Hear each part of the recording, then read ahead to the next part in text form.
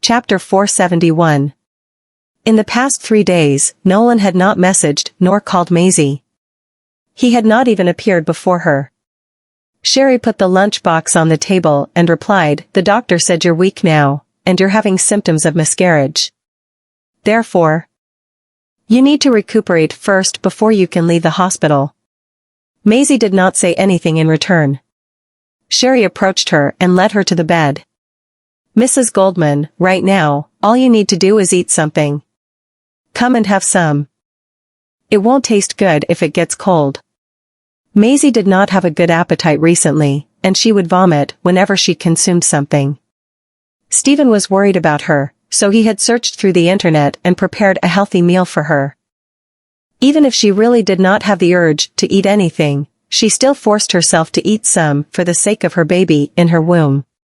Maisie lifted her head to look at Sherry and said, "Thank you for taking care of me and delivering meals for me these days." "Don't mention it. This is what I should be doing, Mrs. Goldman," Sherry replied, flashing Maisie a big grin. Maisie replied with a smile and continued, "You should stop calling me Mrs. Goldman. You can call my name."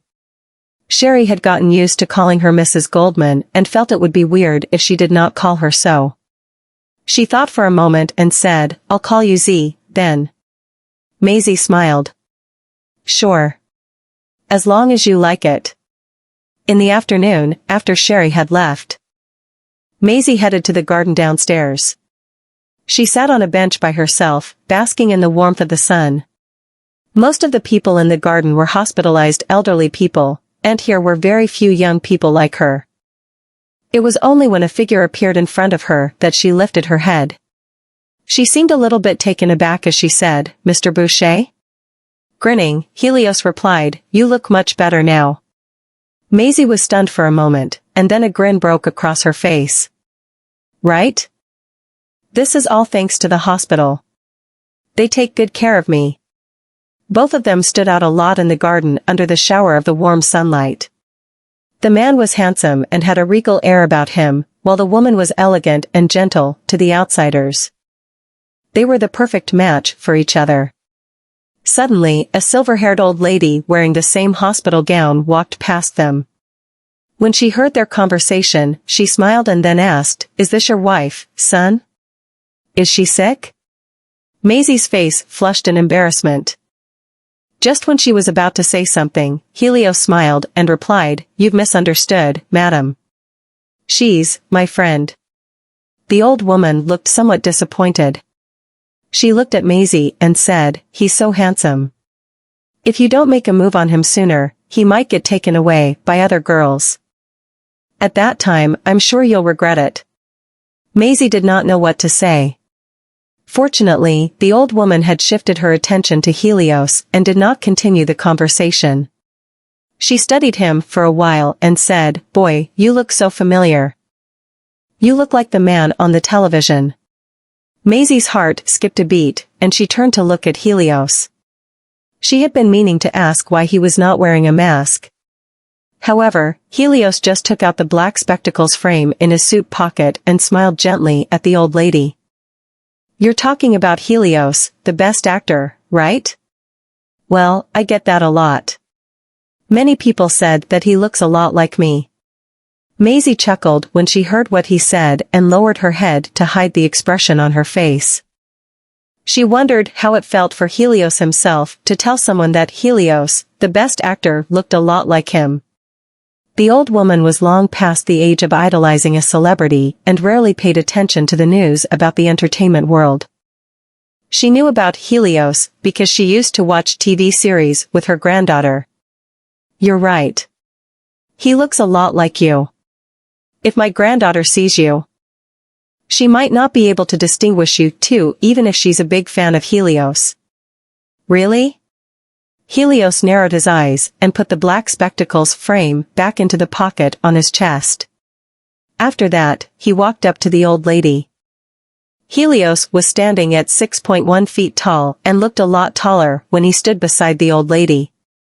He grabbed the old lady's hand and said, "Since your granddaughter is a big fan of Helios and he looks a lot like me, Why don't we take a photo together and show your granddaughter how much we look alike? Chapter 472. The old lady's face lit up with delight. She pulled her phone out and said, "Really? Thank you so much, son." Helios took a selfie with her, and the old woman had them farewell after taking the photo together. Helios put the black spectacles frame back on and said, "Phew. That was so close." Maisie chuckled. "Well, you're the most famous and popular actor after all. I can't believe that you would swagger into the hospital without wearing a mask. Are you not afraid of getting recognized, Mr. Boucher?"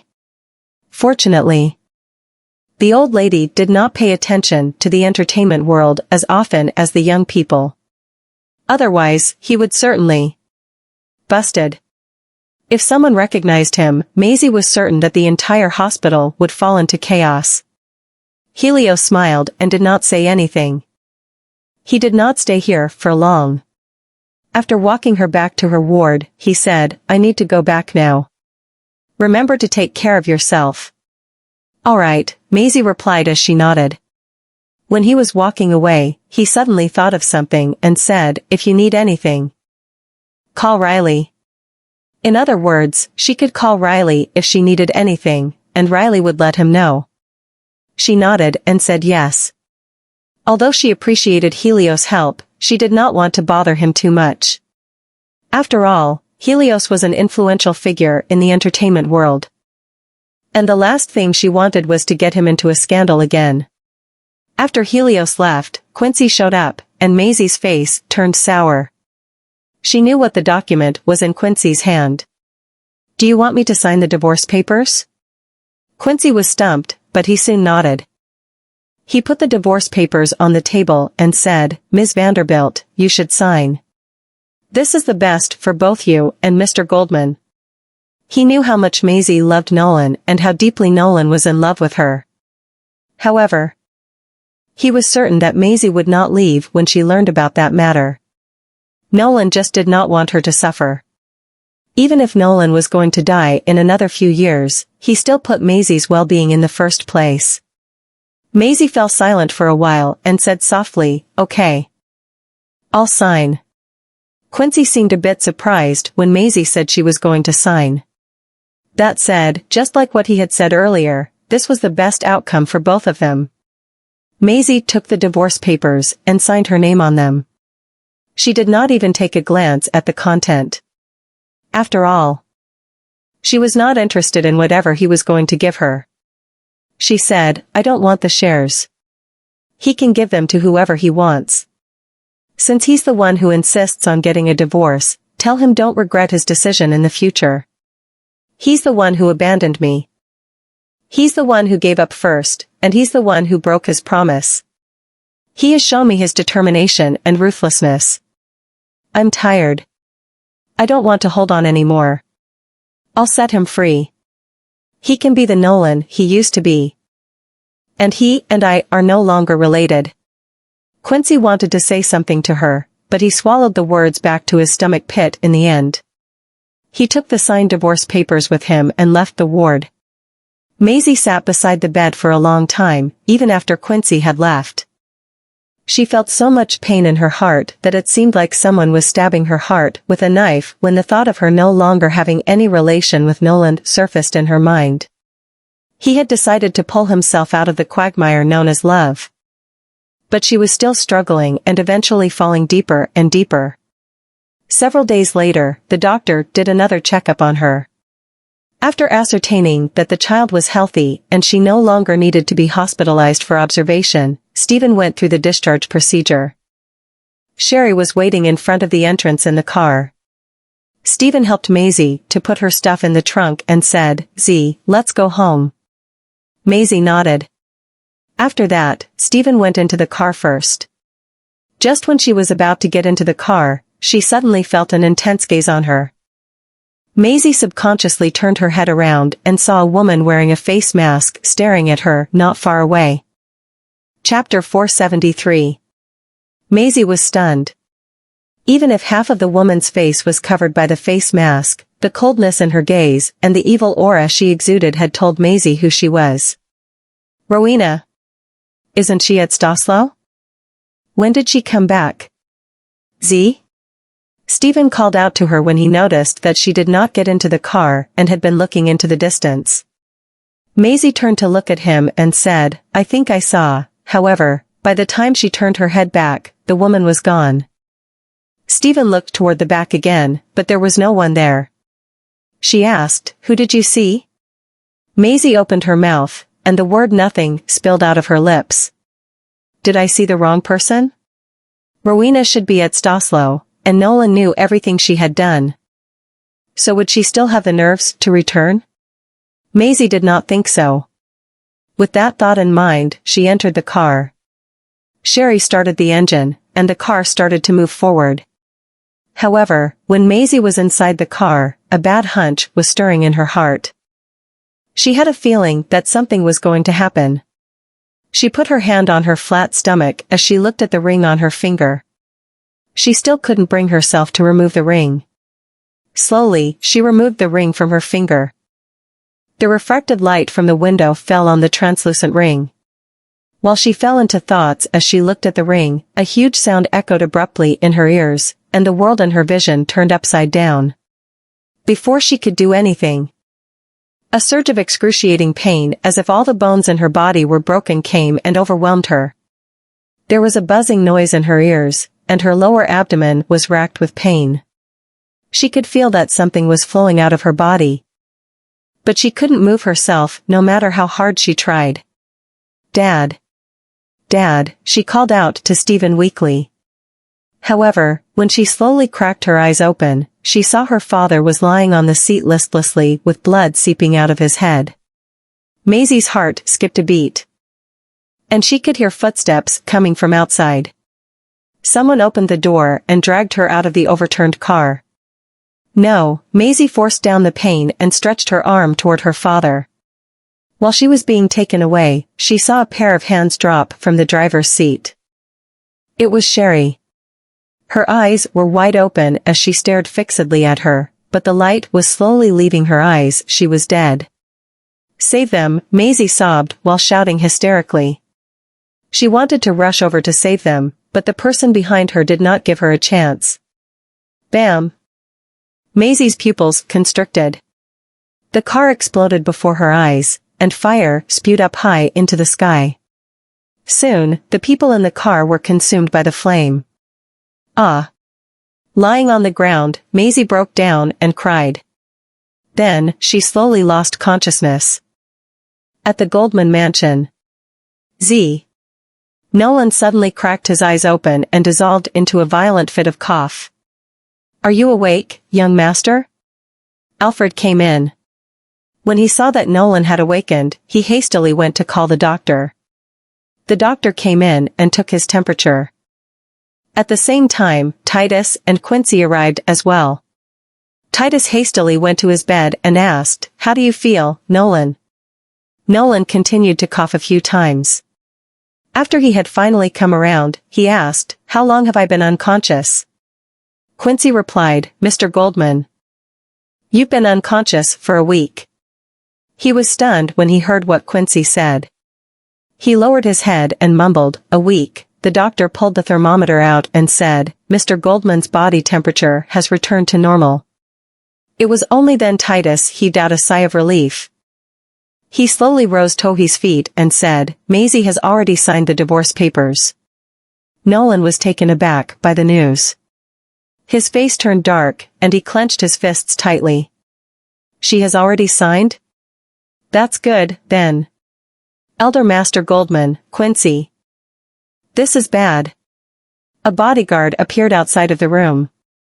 His chest was heaving up and down rapidly, his face pale. Chapter 474. When the bodyguard saw that Nolan had woken up, he stammered, Mr. Goldman. Titus frowned deeply and asked, What happened? The bodyguard took a look at Quincy and then Nolan. He did not know how he should tell them the news, but he still took a deep breath and said, Miss Sherry, Ms. Vanderbilt, and her father. When they were on their way back from the hospital, they ran into a car accident. When we arrived there, the car was already burning. Quincy grabbed the collar of his shirt and shouted agitatedly. What did you say? We just received the news too.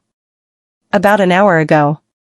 All of them, including Miss Sherry, were in the car. Quincy froze, and an expression of disbelief appeared on his face. Nolan. Titus returned to his senses only to find that Nolan had gone down from his bed and was rushing out. At the scene of the accident, the police officers pulled a barricade tape to keep the crowds away and shut down the intersection. All the vehicles had no choice but to change their route. After the firefighters and paramedics arrived on the scene, they immediately started putting out the fire and saving the people. The vehicle was burned to the point that there was nothing left but its frame. Nolan wedged through the crowd and dashed to the front. The police officers tried to stop him. Sir, please stay out. Get out of my way. Nolan pushed them all away frantically. Just when the police officers were going to get him under control by force. One of the police officers recognized him and stopped them. Wait. Mr. Goldman? What are you doing here? Nolan paid him no mind. He dragged himself toward the car with heavy steps and fell on his knees with a plop. The police officers were stunned. I know I was wrong. Please come back. Please don't leave me. We're not getting a divorce anymore. Please don't leave me alone. Nolan broke down and bawled his eyes out. He had been the cold and regal Mr. Goldman in front of everyone. However, he was kneeling in front of the car right now and crying out loud like a kid. Everyone in the surroundings instantly recognized him. Is that Mr. Goldman? I thought Mr. Goldman had gotten a divorce with his wife. Then what is he doing here? Could it be that his wife was in the car? There were a lot of discussions in the crowd. It was only now that his bodyguards arrived. Mr. Goldman, please get up. When they tried to pull him up from the ground, he pushed them all away. Get lost. Get away from me. He continued to say to himself, I can't live without her. I can't. When the firefighters retrieved the charred dead bodies from the car, Nolan rushed forward despite many people holding him back. The police officers put both of the bodies into body bags. And when Nolan saw them, he was stunned. Why? Why is this happening? Even though both of the dead bodies were burned beyond recognition, he could recognize that one of them was Sherry and the other was Stephen. He held Sherry's hand with a trembling hand as if he was saying a final goodbye to her. Mr. Goldman, there are only 2 dead bodies in the car. Also, we found this, a police officer said as he handed the ring inside a sealed bag to Nolan. Nolan took over the thing in the bag. The ring had lost all its luster after being burned by the fire. It looked dull, and there were cracks everywhere on its surface. He gripped the thing tightly. In the hospital, Dad, Sherry. No, save them. Maisie jerked up from the bed and froze. There was an 4 needle on the back of her hand, and her clothes had become the hospital gown. She subconsciously touched her cheek, and a stinging pain spread from the spot wrapped by gauze. Why am I in the hospital? My dad, Sherry. I thought I was, Maisie gasped when the scene returned to her head. She pulled the needle out of the back of her hand, even though blood began to seep out of the hole, she paid it no mind. When she got down from the bed, her legs gave way, and she fell on the floor. At the same time, a voice came from the door. Do you think you can walk out of the hospital in your current condition? Chapter 475. Maisie was taken aback. She raised her head up and looked at the man before her. The man had a clean face and a pair of piercing blue eyes. He looked about the same age as Erwin, and he also exuded the same regal aura as Erwin. He was wearing a dark gray, striped suit with a peacock blue tie and a tie clip in the shape of a snake. The man squatted down and helped her get to her feet. He looked at her face for a short while and chuckled, You indeed are her daughter. Both of you are so alike. Who are you? Maisie asked in confusion. Did Erwin not tell you about me? The man helped her get back to her bed. He stared at her for a moment and said faintly, well, I guess he hasn't told you anything. He pulled a chair and sat with his legs crossed beside the bed. He put both his hands on his leg and said, I now go by the name Henry. Erwin is a member of Metropolis, and he's my most trusted member. I asked him to stay by your mother's side and protect her. He paused for a moment and glanced at the Ouroboros ring she was still wearing to protect herself. Then, he pointed at it and asked, Did Erwin give you this? It seems to me that he's the one who taught you self-defense skills. Maisie subconsciously touched the Ouroboros ring on her finger. Uncle Erwin is this man's underling? If he's the one who asked Uncle Erwin to protect Mom, then that means he is. You're Strix? Maisie asked. Her voice filled with shock. It only occurred to her that the man before her was Strix, who had gone missing from the medical world for more than 10 years. He had not actually gotten off the grid. Instead, he had changed his identity and had become the head of Metropolis? He didn't deny or admit it, but Maisie knew that he was Strix. After knowing that he was Strix, Maisie looked at him, and it was only then she saw the light why her mother still couldn't get over Strix after marrying Stephen. He was once her mother's love interest. And she reckoned that they must have loved each other very much. He must have been a handsome man when he was young. After all, his appearance didn't seem to have changed much after all these years. He just looked a little bit older. He had transformed from a young man into a mature middle-aged man. He looked even more charming and dignified. He was about the same age as her father, but he looked much younger than her father. When Maisie thought about her father, her face turned pale. My father and Sherry - I'm sorry. Strix lowered his head, his voice low. We wanted to save them, but there was not enough time. Someone was trying to kill you all, and if I hadn't arrived at the nick of time, you wouldn't be here talking to me now. As he was talking, he looked at her. Although we managed to save your life, about your baby, we've already tried our best. Maisie sat frozen stiff on the bed as tears began to roll down her cheeks. Her father and Sherry had been devoured mercilessly by the fire. She couldn't even protect her baby. Her shoulders were shaking. And she was having a hard time breathing. She felt a pang in her heart and cried out in a choked sob. She was alone now after her father died. Strix pulled out a silk handkerchief to wipe away her tears. He said, Come with me to Morwich. From today onward, I'll take care of you like you're my own daughter. 1 week later, Nolan sat on the chair with a gloomy face. He looked dejected. Whenever his phone rang, he hoped that it would be the phone number he was expecting, but he was disappointed every time. When he noticed Quincy calling him, he picked it up, and Quincy's voice rang out. Mr. Goldman, we've searched through all the hospitals in Bassburg, but we still couldn't find Ms. Vanderbilt. Nolan did not say anything and hung up the call. Chapter 476. Nolan picked up the divorce papers that Maisie had signed, and his hand almost crushed the corner that he was holding on to. Z has really left. And I'll never get to see her again. All the media outlets were reporting was the incident where Nolan was crying hysterically in front of the car involved in the accident a week ago. The media speculated that Nolan's wife had died in the car accident, causing quite a commotion among the public. The 3 children who were kept from the truth rushed back to the Goldman mansion and came to the room. Waylon stepped up to Nolan and shouted, Where's Mommy? Nolan did not look up and did not respond until Waylon saw the divorce papers on the floor. Titus and Mr. Cheshire came to the door of the room, and they did not know what to say to comfort the 3 children when they saw them. Wayland sung the divorce papers onto Nolan. Give us our mommy back.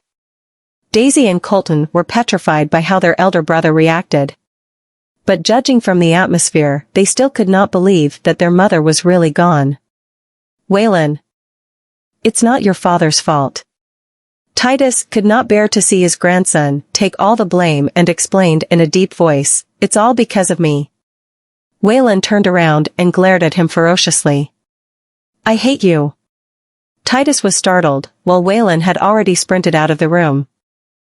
Titus yelled in a sharp tone immediately, "Stop him." The bodyguards stopped Waylon. Although Waylon punched, kicked, and even bit them, they could not afford to let him go. Titus turned his head and glanced at Waylon. "If you had the ability to protect your mother, she wouldn't have gotten into this trouble." The short and straightforward sentence stunned Waylon completely. His tiny body was filled with loneliness and despair as his small fists were tightly clenched. "Yes, I'm not old enough, and I don't have the power. I can't even protect Mommy. That's why those people dared to bully Mommy."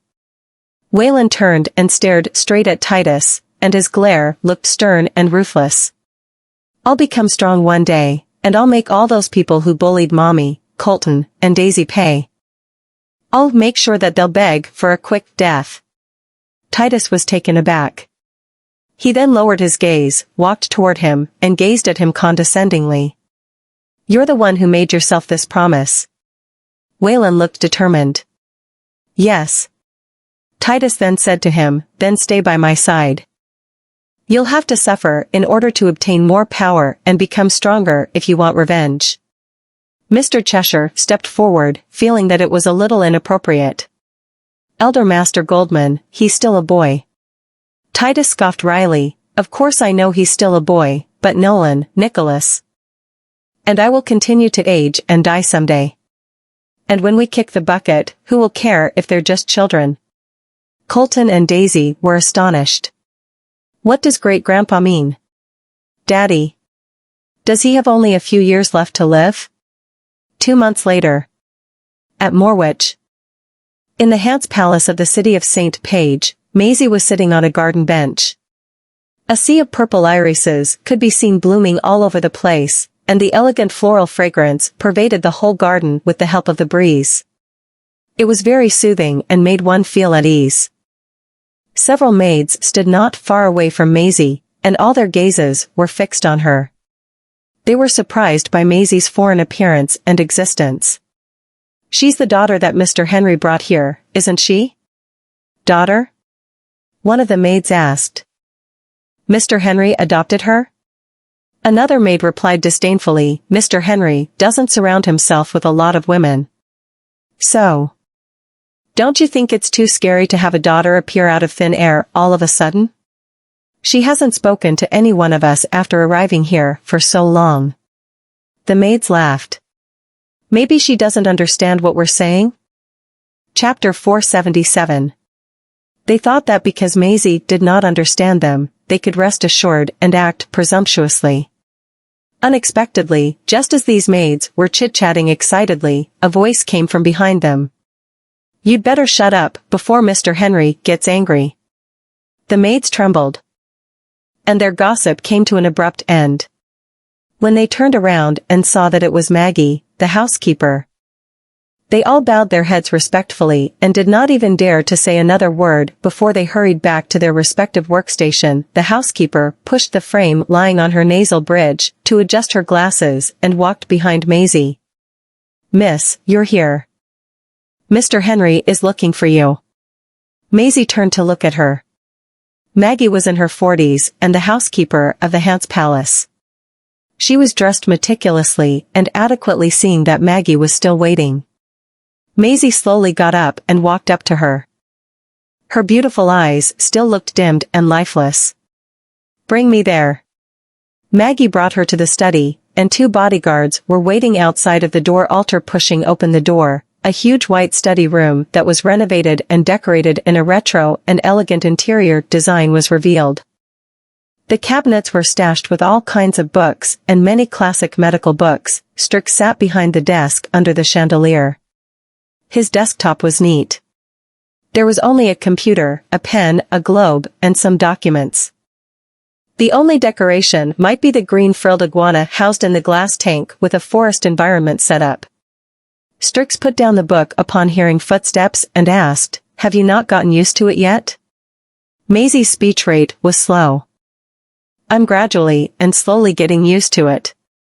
Strix nodded and took an old diary out of the drawer abruptly. This is the note that your mother left behind. Do you want to read it? Maisie faltered for a split second. And a tiny emotional fluctuation could be seen through her unconcerned eyes. She grabbed the diary, which its cover had already discolored and turned yellow and rough, but she did not have the courage to open it. Strix smiled gently. Take it back with you even if you don't want to read it now. It's not too late to go through it when you think you're ready for it. Uncle Strix, Maisie frowned and looked up at him. Was my mother happy? When she knew she was infected and only had a few years left.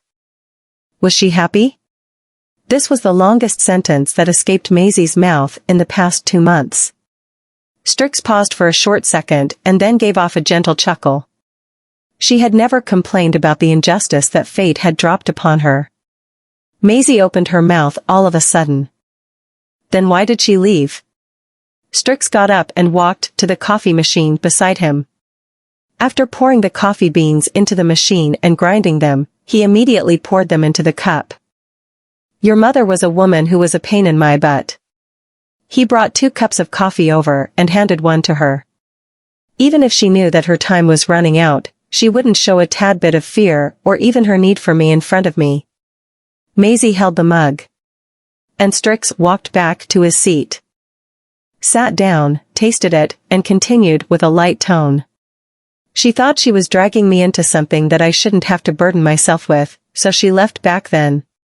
Maisie did not say anything, only to listen to him say. Love is a very complicated emotion. Both parties could be deeply in love with each other, but one of them might always think they are hurting the other party. Maisie was astounded for a moment but did not say anything. Nolan's face even flashed in her mind. Strix saw through her thoughts and placed the mouth of the cup on his lips. People always have to walk out of their past and look forward. This is what your mother told me before she left for good. Maisie's eyes looked cold, and her hand that was holding the mug could not help but tighten. I want to look forward too, but I can't let my father, Sherry, and my baby's deaths be in vain. Only God knew that she was still being haunted by those scenes in the past 2 months. She would dream of her father, Sherry, and even her baby.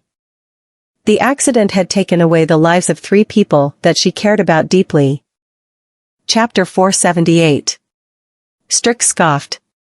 So, what can you do with your current ability? Maisie pursed her lips tightly.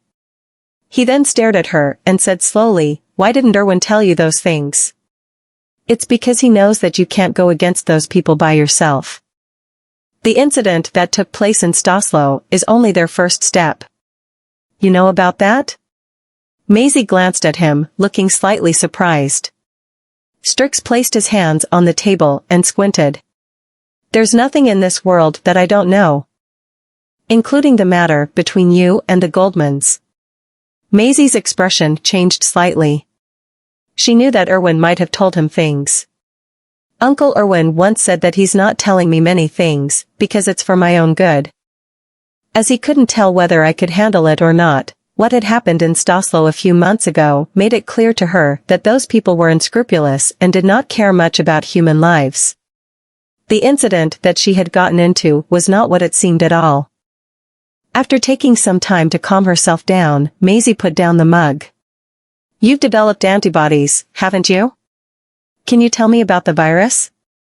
Why does Uncle Erwin say that the virus is man-made? Strix did not plan to hide it either. You're the successful experiment of the virus.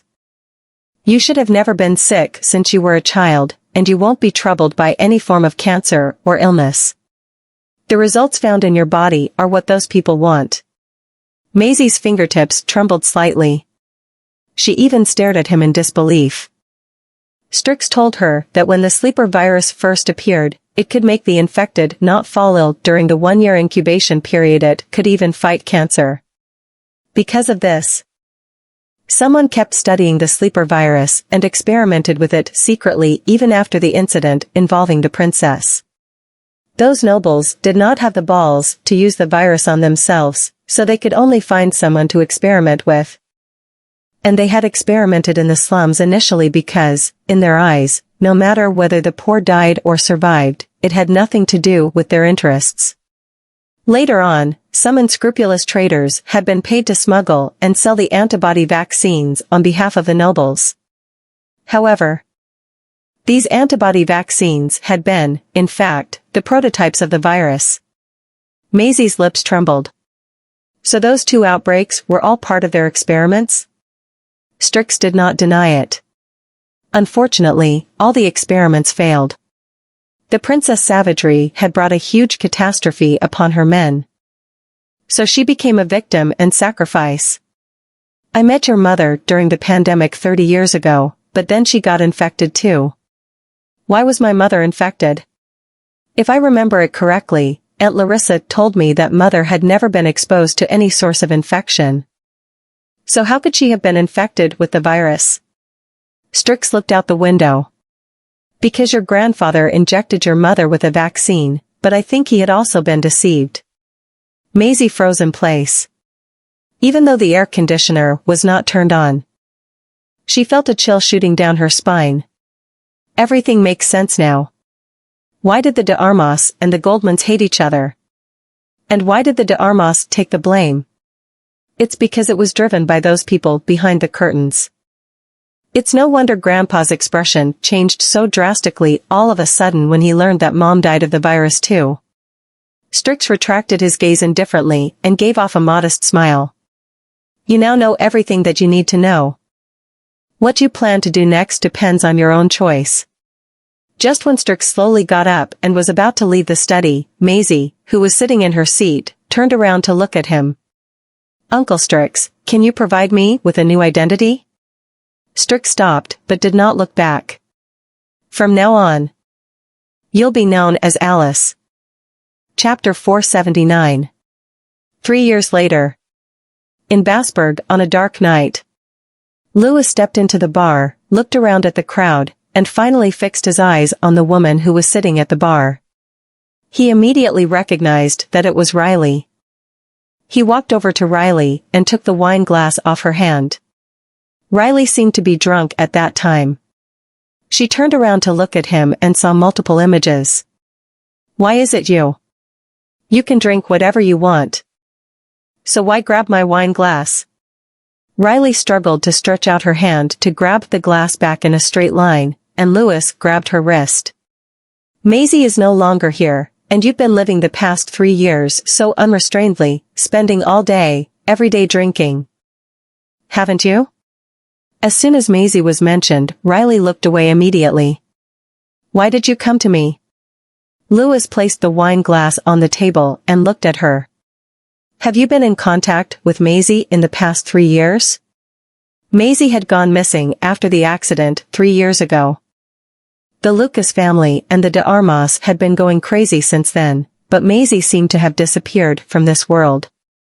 And Riley was Maisie's best friend, so they must have contacted each other throughout this period. Riley scoffed. Did Nolan ask you to come to me for the answer to that question? She then looked at Louis and pointed at him drunkenly. Do you still remember how he treated Z back then? Have you bastards all gone blind? Let me tell you, I haven't contacted her, and she hasn't contacted me either. You can locate her yourself if you have the ability to do so. She flung her arm to break free from Louis's grasp, staggered 10 get up, and left the scene. Louis dragged her back, but Riley couldn't stand still and fell into his arms. She was caught off guard, raised her hand, and pushed him away. What do you think you're doing? Are you trying to take advantage of me? Louis laughed out of rage. I'm taking advantage of you? Then what are you trying to do? Riley questioned him after letting off a burp. Did Nolan ask someone else to approach you and ask you the same question? Louis was obviously surprised.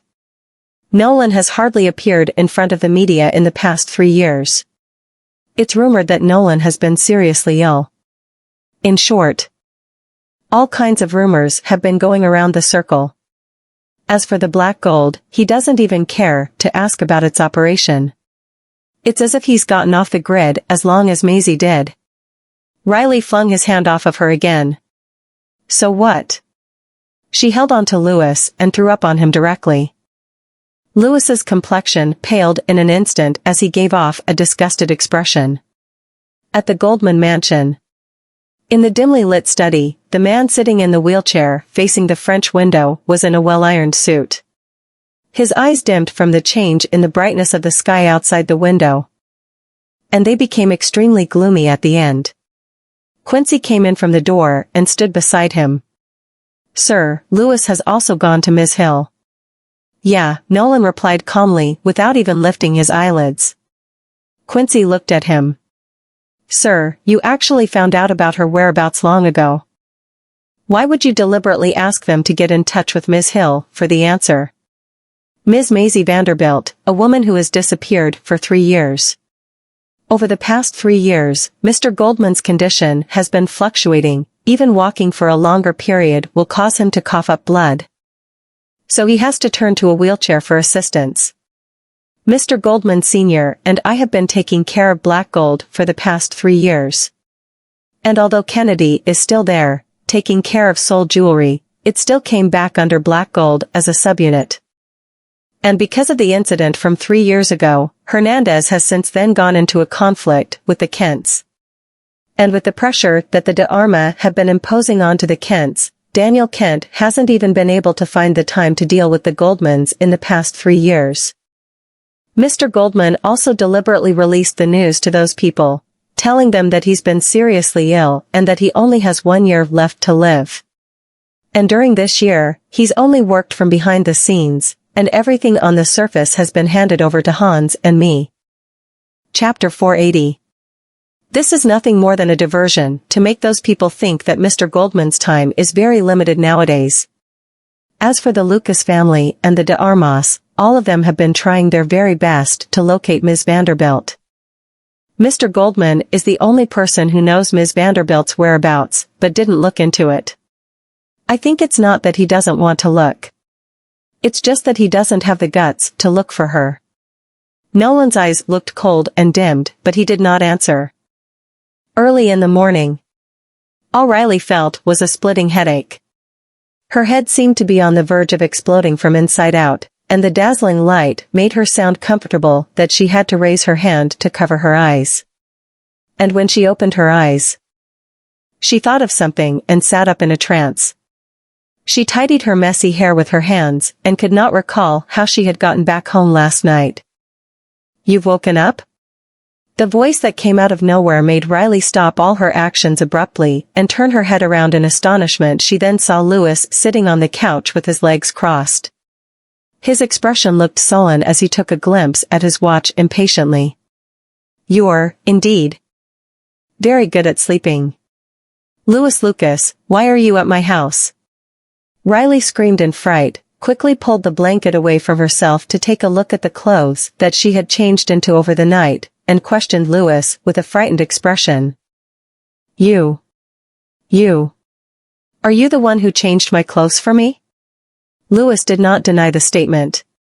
With that figure of yours, what benefit would I get from peeping? You bastard. She threw a pillow at him.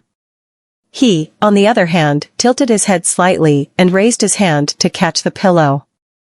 He then stopped talking to her and got up.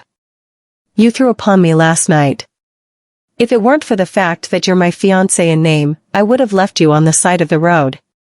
He walked over to the bed, threw the pillow back at her, and asked, Where's my cousin? Riley paused for a short second and frowned. You deliberately waited on my couch all night just to ask this question? Louis did not say a word. She chuckled. Why would all of you think that I have the power just to know where Z is? She then held back the chuckle in an instant. I don't know shit. Louis stared at her for a moment, glanced at his watch, and said in a calm tone, You don't have to wash that coat for me. Just throw it away. After that, he turned around and left. Riley breathed a sigh of relief as soon as the door was closed. She took her cell phone out of her bag and sent a text message to someone. Morwich, the city of St. Page. Miss Alice, I know it's all my fault. I really didn't mean to betray you. So please forgive me. The middle-aged man kneeling on the ground shivered. Maisie was sitting in the pavilion, drinking tea, looking all glamorous and regal, and holding a few candid photos on her left hand. The woman that appeared in all the photos all depicted herself, and these candid photos were intended to be sold to others. Maisie squinted her eyes. Mr. Reyes, considering that you're already this old and have a wife and a daughter, and by the way, your daughter is only 6 years old. Isn't she? The middle-aged man had cold sweat rolling down from his forehead, and his face was pale. Yes, would you be troubled if your daughter's photos were also secretly captured and sold? Maisie's rhetorical question left the middle-aged man speechless. She put down the teacup. Someone asked you to take a candid photo, right? How much did they offer you? The middle-aged man lowered his head. They paid me $1,500,000. Pfft. I didn't expect a few of my photos to be worth $1,500,000. Maisie smirked and turned to look at him. Do you still remember what they look like and who they are? The middle-aged man tried to recall. Listening to their accent, they don't sound like people from Norwich.